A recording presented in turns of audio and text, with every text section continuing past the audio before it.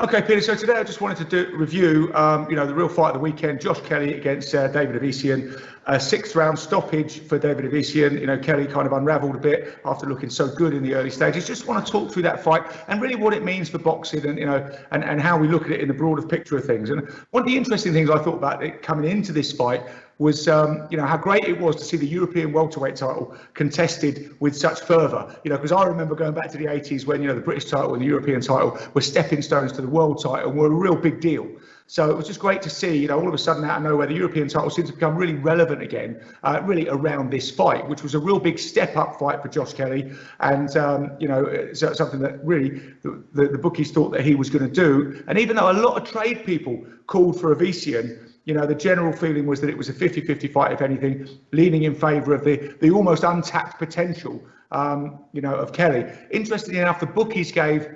The odds I saw gave 5-4 on Kelly to win, so a slight betting favourite, but 5-1 for Avanesyvan to win on points. So the bookies were kind of saying that if it goes to points, Kelly definitely gets it. Whether they were saying that was because of Avanesyvan was going to be was going to fade in the later stages, which I very much doubt, or whether they were saying a points decision for Avanesyvan was unlikely, especially given what happened the weekend before. You have to read into that what you will. But this is also the second time we've seen the main matchroom star, the home fighter, in a week, be upset. Obviously with Josh Warrington last week coming very unstuck against the Mexican, and Josh Kelly falling over at the hurdle this week.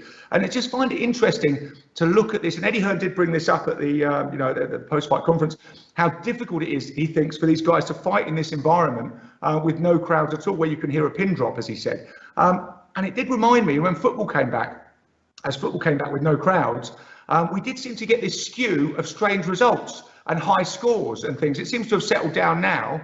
But I wonder if we're seeing something similar in boxing. But it is great to see all these 50-50 fights coming around, and the upsets show us what we love about the sport, that it does have an unpredictability at the heart of it, and things can really turn around. So really coming back to the fight, what did we see? Well, like I say, Kelly was 10 wins and 1 draw coming into the fight. Avanesyvan was 26 fights with 3 losses. Interestingly enough, one of those losses came in his second fight, when he fought a 3-0 fighter in his second fight, when he was 1-0. And this is the interesting thing about this fight. Avanesyvan has come up the hard way. Nobody did him any favours. He was a good amateur, a decorated amateur, had over 100 amateur fights. Kelly obviously had that stellar amateur career, culminating in going to the Olympics in 2016, although he didn't medal. But Avanesyvan, when he turned pro, had no one behind him. He had to take hard fights. He fought his way up. And I think that was what told in this fight, was that hard upbringing, in the game of boxing. And obviously the later 2 losses came, he had 2 losses in 3 fights, one of those to Lamont Peterson, and the next one was a TKO. So it's only stopped once, but those were really good fights. Those were real gateway fights to a world title. So in a way, people were saying, well, he's found his level. He's European level, he's not world level. So I think it was a bit unfair. But but the way he'd come up, I thought, showed in that fight, because Josh Kelly, like I say, amazing untapped potential. And this is the thing about, you've got to think about, what are you going to do with your prospect when you bring him along? You don't want to put him in too hard too soon, dent his confidence of getting beat. So you match him carefully, but at some point you've got to let him off the leash. The disadvantage to matching them carefully is they don't really come across these hungry fighters like Avanesyvan, who has fought other hungry fighters on the way up. Like I said, second fight, losing that fight to a 3-0 guy. He's really had to battle to get to where he is. So when the fight unfolded, and we saw those incredible skills of Kelly early doors. I mean, the speed was phenomenal. He was twice as fast as Avanesyvan. He had that longer reach. And there were 2 things I heard from the respective corners, which kind of outlined the fight strategies to me. I think at the start of the second round, Adam Booth leaned over and said to Josh Kelly, let him overreach and counter, let him overreach and counter. So Kelly was going backwards. He was, Avanesyvan knew he needed to close that gap. He was walking into that dangerous space where he couldn't hit Kelly and Kelly could hit him. And then when he was throwing that punch, Kelly was moving back, beautifully countering, pivoting off the foot. And it was wonderful to see, the speed, the accuracy, the angles that he was creating. And then I think at the start of the 4th round, Carl Greaves said to Avanesyvan, don't let him breathe. Don't let him breathe. So what they were saying is the pressure, keep the pressure on. And it did remind me early doors, I know this comparison will fall down on multiple levels, but it reminded me of Sugar Ray Leonard against Roberto Duran. You had the real slick stylist who, we expected so much from. And then you had this kind of grizzled old warrior who said, I want to fight my fight. I want to fight it close. You know, and that was the difference. He reminded me a bit, again, another comparison. I know people will argue about this, but a bit Frazier-like. He wasn't really bothered about losing the early rounds to the faster fighter, but he was constantly pressuring, thinking my time will come, my time will come. And that started to tell as he started to close that gap, as he started to find the range, as he started to not overreach, he started to work the body of Kelly. You know, they say kill the body and the legs will, you know, and the head will fall. You know, kill the body, take away the legs. That was the policy he was following. And it just started to work, and you started to see him having more success. And whereas Kelly ran away with the early rounds, you know, you sort of started to see the balance of the fight shift in favour of Avanesyvan. Really not, you know, I mean, I would give Kelly the first 4, you know, maybe even the first 5 rounds, if you argue. In the 5th round, he, interestingly enough, decided to push Avanesyvan back. You know, he decided to say, right, I've gone backwards, I've used my speed, I've used my skills, you know, and now I'm going to push you back, try and break the rhythm of this fight where you're coming towards me and constantly pressuring me, you know, take the wind out of your sails a bit. But again, what told was the inside fighting, in the pocket fighting. Avanesyvan looked comfortable, and he looked like he was landing a lot more shots, nice uppercuts inside, nice hooks to the body inside. And Kelly obviously decided, well, this is not, you know, a sensible strategy. I'm going to go back to my boxing. But by this time, he was getting a bit ragged.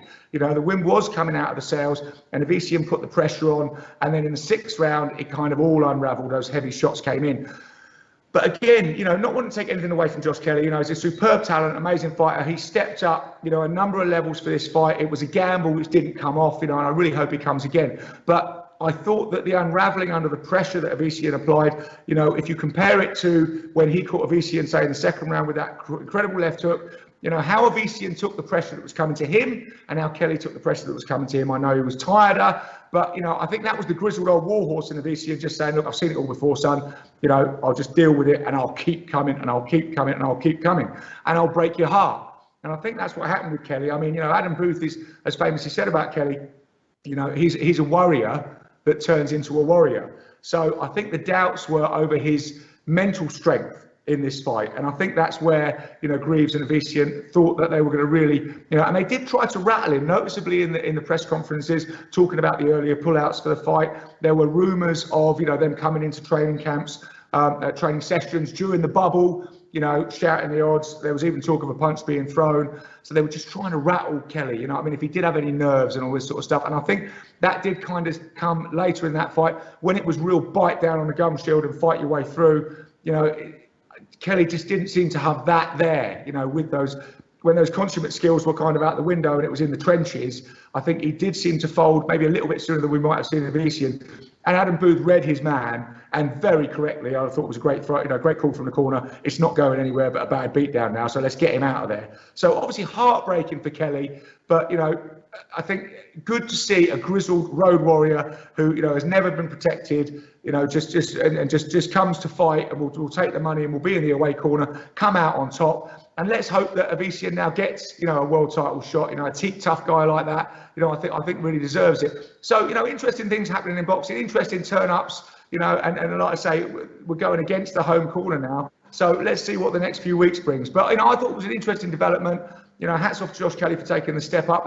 Hats off to Avanesyvan for being tough road warrior and just, you know, bringing his intensity. It was a great fight to see, an interesting fight to see. And like I say, I've got to say, as a fan, I hope these type of fights continue because I think it's brilliant for the game.